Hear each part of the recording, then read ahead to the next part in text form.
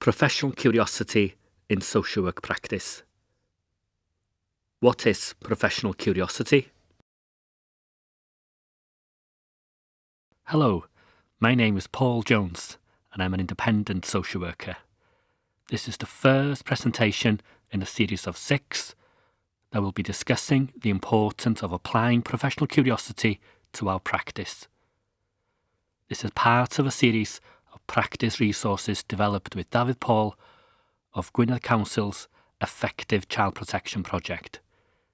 Each video will look at different aspects of professional curiosity in social work practice. This presentation asks, what is professional curiosity?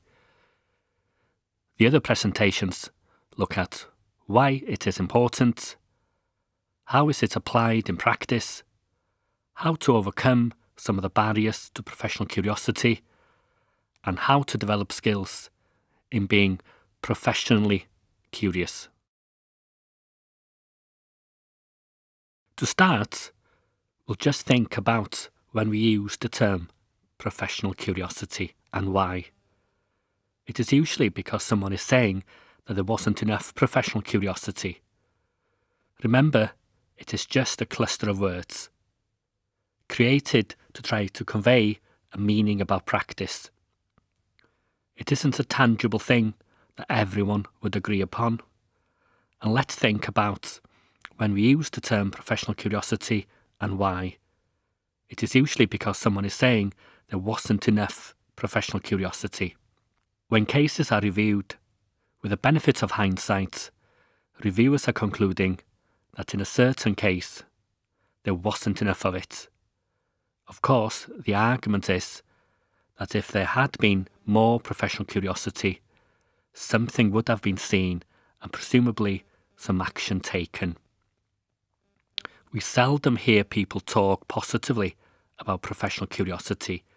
For example, how often do we hear a comment, "Oh, that was a great example of professional curiosity in practice"? It is usually negative, about failure and a shortcoming. As a profession, we are really good at pointing out the negatives, despite everything we say about strengths-based practice. And of course, there can never be proof that had you been more curious, you'd have seen anything different at that time.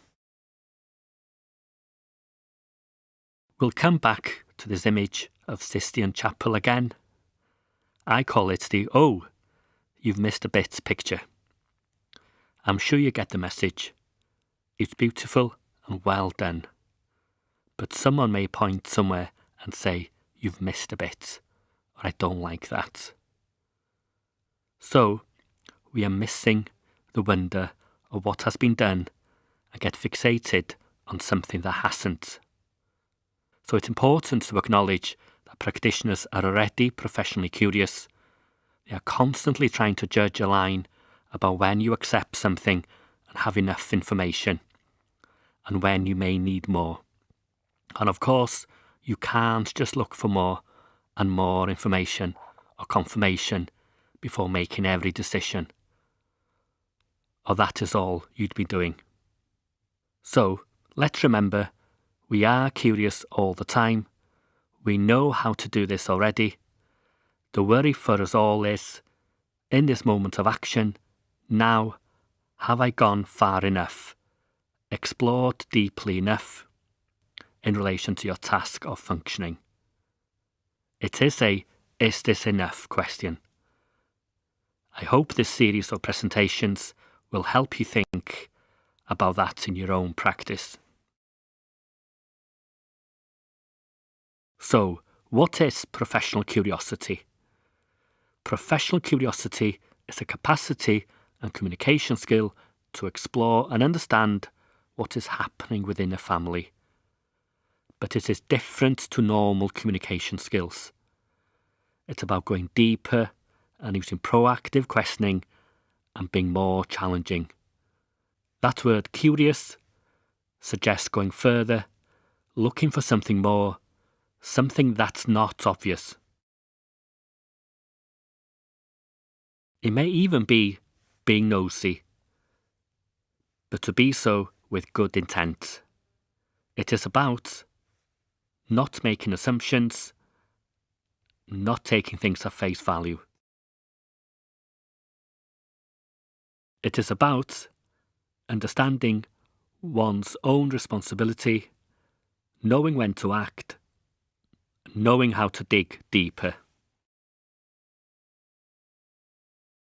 I like to think that professional curiosity is like peeling the layers of the onion.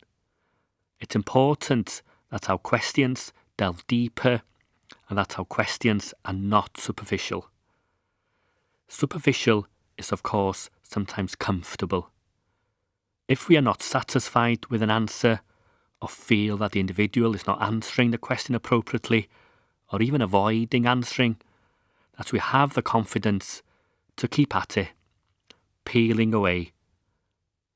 That can take the form of rephrasing the question or asking a different one. For example, you've asked a parent to describe what William, their son, does during the day. You're trying to get at their understanding of his world and his experiences. They tell you he is a kind and happy son who loves to be in the room on his computer. You sense that they weren't really giving you a full answer and may even have been a little deflective. So you reframe it and ask, he seems to be happy. He must have an interesting day. Tell me how he gets up in the morning and his usual routine before school. To be effectively curious like this, you need a lot of awareness about what is happening to you moment by moment. In that example, you knew you needed more, and in the moment had to make several decisions about what to ask and how to do that. When you do this, it sometimes brings with it some discomfort or a feeling of unease, as if you're pushing a little, going further than the parents really want you to go. You need to manage that inside. So, if professional curiosity is exploring the edges of things, it can feel a little unsafe. We can all imagine that if we feel some unease, you may be tempted to avoid going there at all. That's one of the barriers we'll come to later. You can think of professional curiosity as thinking the unthinkable.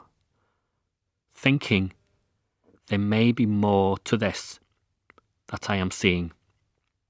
Asking what other things may be going on.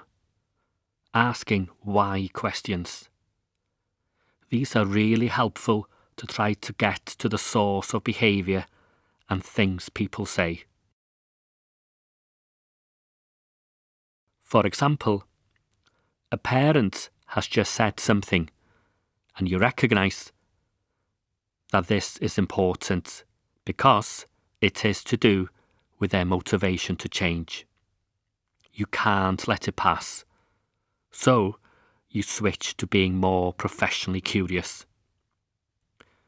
You know it is a little edgy and feel a little uncomfortable. So you dig deeper and ask, you said, I'll do anything you say I need to do for you. Why did you say that? This prompts them to think deeper about what they are saying and thinking. It tells you something important about their external motivation to change. Being professionally curious means remaining respectfully uncertain. What do we mean with this? Well, that you can't be sure about anything you see or hear.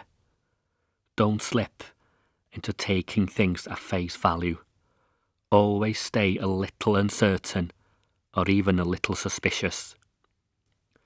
But it is important that when we do this, we still show the person respect. By being professional curious and respectfully uncertain, practitioners are always ready for action and willing to dig deeper. And because we are coming from a place of respect towards the other person, the way the question is asked or the way the challenge is made should sound less threatening to them. This puts us in a better position to take appropriate and positive action to protect someone's safety and welfare. And when we think of child protection, especially, our awareness will already be sharper, and thinking the unthinkable should be a lot easier. Disclosure of abuse is an area where professional curiosity is important. Both adults and children disclose abuse and neglect directly to practitioners. But when they do, it may not be through direct words. It will often be through unusual behaviour or comments. This makes identifying abuse and neglect difficult for professionals across agencies.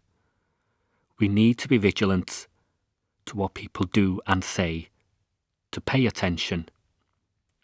We need to be aware of the signs and indicators of abuse, such as physical abuse, sexual abuse, neglect, emotional abuse, and domestic abuse.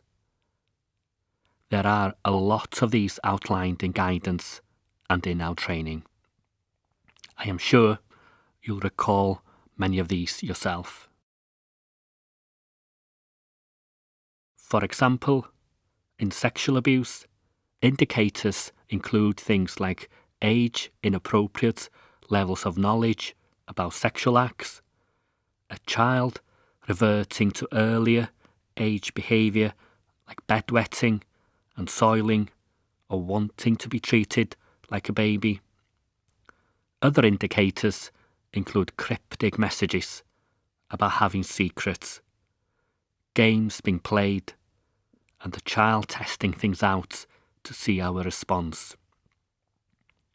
Developing your awareness of possible signs will help you remain vigilant.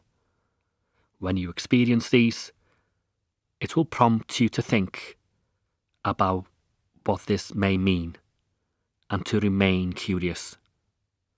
To know that you need to be digging deeper, now or later, in a follow-up conversation.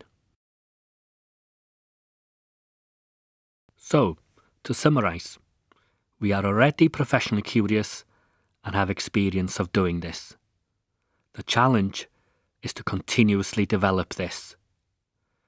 Professional curiosity is about using and developing our communication skills, to check things out, to delve deeper into things, to avoid being superficial, to avoid missing something important, to avoid making a mistake.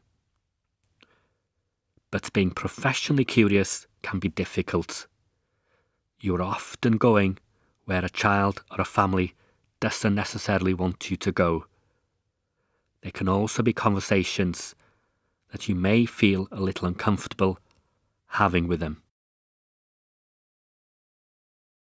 This brings us to the end of this presentation. In the next presentation, we'll be asking, why is professional curiosity important? Thank you.